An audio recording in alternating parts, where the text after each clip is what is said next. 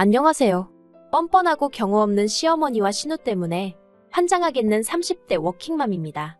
어디서부터 시작해야 할지 모르겠지만 정말 환장하겠네요. 앞뒤 사정을 모르는 사람들은 제가 친정하고 시댁을 차별하는 그런 여자라고 생각하겠지만 제가 친정을 우선시하게 된 데에는 다 그럴 만한 사정이 있었답니다. 원래 사람이 자기한테 잘해주는 쪽으로 마음이 기우는 게 당연하지 않나요? 제 친구 중에 한 명도 친정어머니와는 사이가 소원한 반면 시댁에서는 시어머니를 시엄마라고 부르면서 나서서 딸 역할을 자처하는데 사실 그 친구 친정어머니는 돈 필요할 때만 자기 딸인 제 친구에게 연락을 해왔거든요. 반면에 그 친구 시어머니는 백화점이든 어디든 가면 우리 며느리 선물이라며 하다못해 립스틱이라도 하나씩 꼭 챙겨주셨다대요. 그러니 친구 말이 늙어도 친정어머니보단 시어머니랑 사는 게 속이 편할 것 같다는 거지요. 아무튼 사람은 다 자기가 마음 편하고 자기한테 잘해주는 쪽으로 마음이 기울게 돼 있는 것 같아요. 남편하고는 원래 고등학교 동창이었는데 급속도로 가까워진 건 30이 넘어서였어요. 남편이 제가 다니던 회사 근처에 가게를 차렸거든요. 그리고 저는 제가 다니던 회사에는 구내식당이 있긴 했지만 음식이 제 입맛에 맞지가 않았어요. 그래서 저는 늘 점심을 싸우거나 회사 근처에서 해결하는 편이었는데 그런 와중에 새로운 식당이 열었으니 안 가볼 수가 없었지요. 그렇게 남편이 하는 식당인 줄 모르고 방문했다가 주인인 남편을 알아봤고 그 일을 계기로 빠르게 가까워졌네요. 저희는 2년을 연애하고 결혼을 약속하게 되었는데 그건 일단 남편 나이가 저보다 2살이 많아서 당시 이미 33이었거든요. 아이 욕심이 있었던 남편은 하루빨리 결혼해서 신혼은 건너뛰고 아이를 갖기를 바라는 눈치였어요. 하지만 저는 달랐습니다. 남편과 적어도 1년 정도는 둘만의 시간을 즐기다가 이후로 아이도 갖고 남들 하는 건 저도 소위 흉내는 내보고 싶었달까요. 그리고 저희는 이러니 견차를 좁히지 못한 상황에서 식을 올리고 신혼여행에 갔다가 허니문 베이비로 지금의 딸을 갖게 되었습니다. 남편은 무척이나 기뻐했지만 저는 제 계획과는 많이 달랐기에 솔직히 놀란 마음이 더 컸어요. 하지만 어쨌든 찾아온 생명이니 이내 기뻤고 감사했지요. 그렇게 저희는 부모가 되었습니다. 그런데 문제는 제가 다니던 회사가 그렇게 작은 회사는 아니었음에도 불구하고 임신과 출산에 매우 인색한 제도를 가지고 있었다는 거예요. 그래서 사실 남편에게 말은 안 했지만 이직을 하고 임신을 하면 좋겠는데 하는 생각도 있었고요. 그리고 이건 여담이지만 8년의 회사 생활 동안 저는 출산 휴가와 육아 휴가를 다 쓰고 오는 여직원은 단 한 명도 본 적이 없었습니다. 남자 직원들은 말할 것도 없었고요. 그래도 그동안 직장에서 보여준 제 퍼포먼스가 나쁘지 않았던 덕분에 출산 휴가는 그럭저럭 3개월 꼬박 다 쓰게 되었어요. 그런데 문제는 육아휴직이었습니다. 저에게 주어진 시간은 1년이었지만 제가 생각했을 땐 무조건 3개월 안에는 복귀해야지. 안 그러면 승진을 걱정할 게 아니라 아예 자리가 없어질지도 모른다는 생각이 들대요. 그래서 고민 끝에 어머님께 연락을 드렸습니다. 한 달에 200만 원씩 드릴 테니 저희 애 좀 봐주시면 안 되냐고요. 참고로 당시 저희 집에서 시댁까지는 걸어서 15분 거리였습니다. 어머님 아버님이 집들이 때 저희 집에 오셨다가 동네가 한적하고 좋다며 이사를 오셔서 가까워진 케이스였지요. 반면에 친정은 저희 집에서 차로 1시간은 달려야 하는 거리였습니다. 그리고 친정어머니는 허리디스크 수술도 한번 받으신 상황이었어요. 그래서 저도 어쩔 수 없이 어머님께 부탁을 드렸던 건데 돌아오는 반응은 냉담하기 짝이 없었습니다. 200만 원 받자고 그 짓거리를 어떻게 하냐면서 저더러 애는 엄마가 키워야 하는 거라고 잔소리만 잔뜩 하셨거든요. 그런데 솔직히 애는 엄마가 키워야 하는 걸 누가 모르나요? 하지만 남편이 생활비라고 가져오는 벌이는 한 달에 많아야 300 남짓이었어요. 그 돈으로 당장에야 애를 굶기진 않겠지요. 그런데 애가 커서 나중에 초등학교에라도 들어가면 그땐 무슨 돈으로 키우냐는 거예요. 막말로 제가 애 키운다고 회사 때려쳤다가 다시 복귀한다고 하면 누가 저를 위해 자리 하나 비워놓고 기다리고 있는 것도 아니잖아요. 그래서 어떻게든 제 일자리를 사수해야겠다는 생각뿐이었네요. 하지만 어머님으로부터 매정한 거절을 당하고 이후로 저는 고민이 많았습니다. 친정어머니께 말씀을 드린다면 당연히 봐주신다 할 테니 더더욱 그쪽엔 아예 말을 꺼내지도 말아야겠다 싶었달까요. 그리고 이 갑갑한 속내를 털어놓을 곳이 마땅치 않아 여동생에게 하소연을 했습니다. 그런데 여동생이 선뜻 내가 봐줄까? 그러는 거예요. 일단 자기가 1년 정도 봐준다 생각하라면서 뒷일은 또 그때 생각하자며 저를 달래대요. 당시 제 여동생은 다니던 대학을 휴학하고 아르바이트를 하며 등록금을 벌고 있었어요. 이건 단순히 친정에 돈이 없어서가 아니라 친정아버지의 말씀을 따른 거였지요. 직접 돈을 벌어서 대학 등록금을 한번 내보면 저희가 얼마나 비싼 수업을 받고 있는지 실감이 날 거고 그러면 학업에 더 열중할 수 있을 거라면서요. 그리고 솔직히 저도 여동생과 마찬가지로 대학교를 다녔고 당시 휴학도 2번이나 해가며 아르바이트로 등록금 대부분을 마련했었는데요. 처음엔 그런 친정아버지의 엄한 교육 방식이 이해가 되질 않았지만 지금은 무척이나 감사하게 생각하고 있어요. 아무튼 그렇게 여동생에게 아이를 맡기고 저는 회사에 복귀했습니다. 회사에서는 말로는 뭐하러 이렇게 빨리 복귀를 했냐며 놀라는 눈치였지만 한편으론 상사가 흡족해하는 게 느껴지더라고요. 그래서 내가 옳은 선택을 했구나 싶었지요. 그리고 저는 복귀 후 6개월 만에 승진에 성공했습니다. 모든 게 여동생 덕분이란 생각이 들 만큼 정말 고마운 마음뿐이었어요. 그래서 작은 명품백을 하나 선물했네요. 그런데 제가 제 여동생에게 명품백 선물했단 소식을 들은 신우가 저에게 서운하다며 연락을 해왔어요.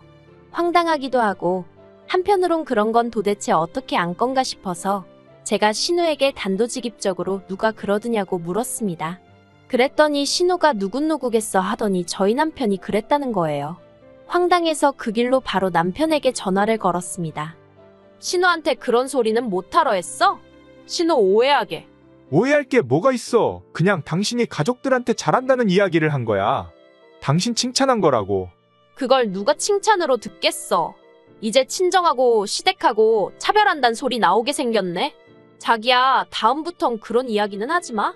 그리고 이후로도 신우가 몇 번이고 왜 언니는 언니 동생만 챙기냐고 나는 남이냐고 투덜거려대는 통에 결국 견디다 못한 제가 제 여동생과 똑같은 가방을 하나 사줬습니다. 어차피 신우가 곧 대학 졸업을 앞두고 있었기에 겸사겸사 주는 선물인 셈 치고요. 솔직히 돈이 아까웠는데 그래도 또 사주고 나니까 어머님 아버님도 저한테 잘했다면서 그런 게 윗사람 역할이라는 말도 안 되는 칭찬을 해주시대요. 그래서 그냥 이번에는 어쩔 수 없었지만 다음부터는 뭐가 됐던 간에 시부모님이든 신우든 귀에 안 들어가게 조심해야겠다. 그런 생각만 하고 말았지요. 그런데 남편이 또 기어이 일을 그르쳤습니다. 올해 초 회사와 연봉 협상을 했는데 생각보다 이야기가 잘 풀렸어요. 제가 기대하던 만큼은 아니었지만 그래도 여러 가지 상황을 고려했을 때 절대로 나쁜 조건이 아니었지요. 그리고 저는 평소에 저라면 연봉이 오른 만큼 저축을 생각한다던가 미래의 어떤 돌발 상황을 대비하기 위해 아껴두려고 들었을 텐데 어쩐 일인지 이번만큼은 뭐에 씌인 것 마냥 꼭 저를 위해서 쓰고 싶더라고요. 그래서 무엇을 할까 고민하다가 차를 새로 뽑아야겠다는 생각을 하게 되었습니다. 사실 원래도 타던 차가 없던 것은 아니에요. 심지어 그 차를 사고 1년도 안 돼서 식을 올렸기 때문에 앞으로 타려면 몇 년이든 더 탈 수 있는 상황이었지요. 그때도 뭔가 씌인 듯해서 사느라 전부 현금으로 샀었고요. 그런데 또 차를 사고 싶더라니까요. 그리고 남편과 상의 끝에 애도 있고 하니까 이참에 SUV를 뽑는 쪽으로 이야기가 됐어요. 솔직히 결혼 전이고 애가 없었다면 뚜껑 열리는 스포츠카로 딱 뽑고 싶은 마음이었는데 그게 뭐 말처럼 쉽나요? 그래 실용적인 걸로 사자 그렇게 된 거지요. 그리고 저는 타던 차를 여동생을 줘야겠다는 생각을 했습니다.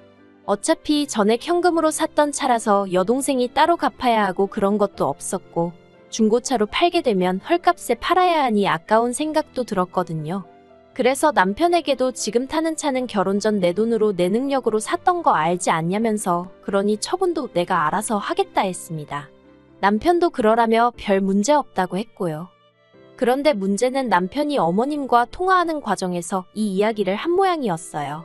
제가 연봉이 올라서 차를 사기로 했고 타던 차는 처제를 줄지 팔아버릴지 제가 고민하고 있다는 식으로요. 제가 남편더러 뭐 한다고 시댁에다 그런 이야기를 미주알 고주알 다 했냐고 하니까 자기 딴에는 자기 와이프 그러니까 저 말이에요. 능력 있다고 자랑한 거래요. 아기는 없었다면서 미안하다고 어쩔 줄 몰라 하는 남편한테 성질을 낼 수도 없고 하지만 솔직히 여러 가지로 상황이 번거로워졌습니다.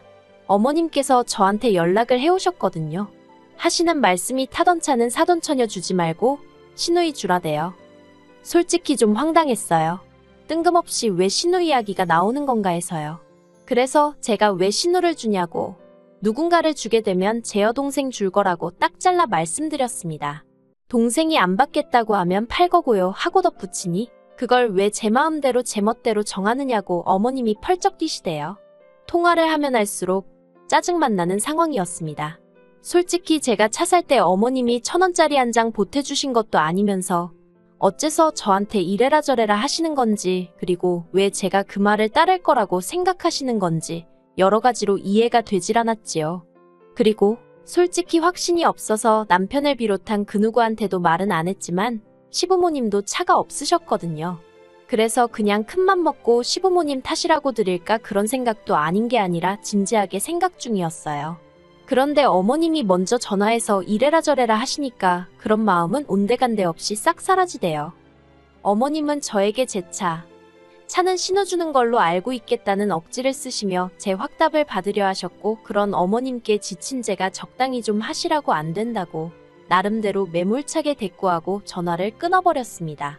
그러자 어머님이 남편에게 전화를 해서 뭐라고 하신 건지 남편한테도 전화가 오기 시작했어요.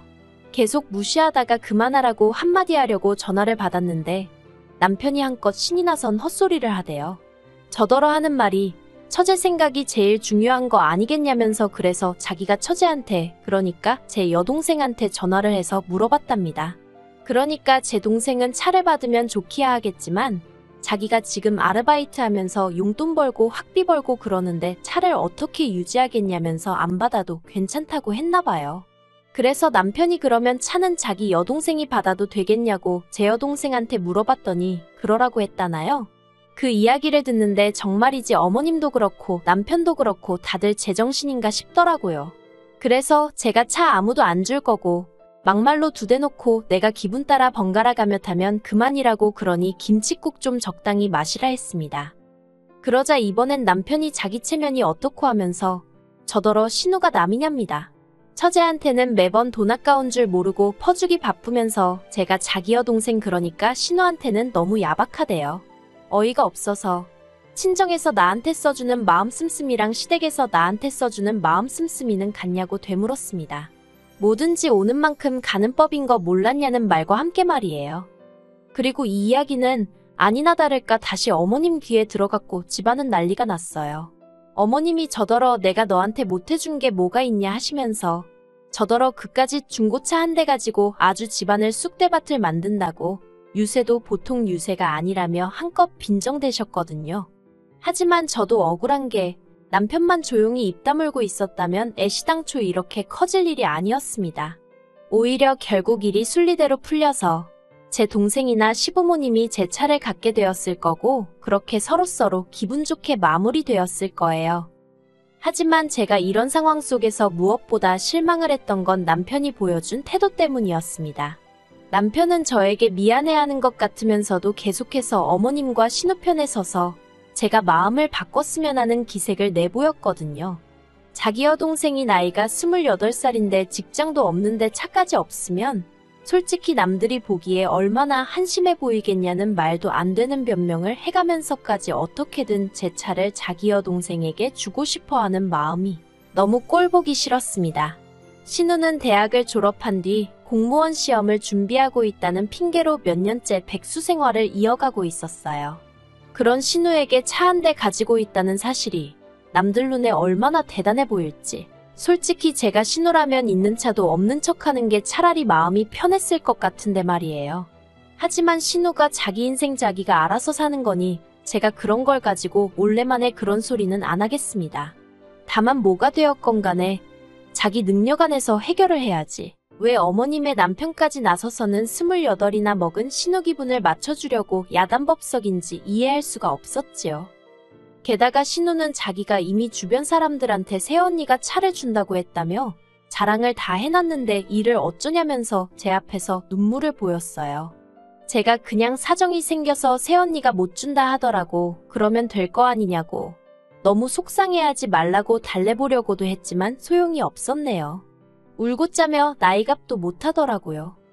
결국 참다 못한 제가 남편한테 애만 아니면 정말 이혼했으면 좋겠다고 해버렸어요.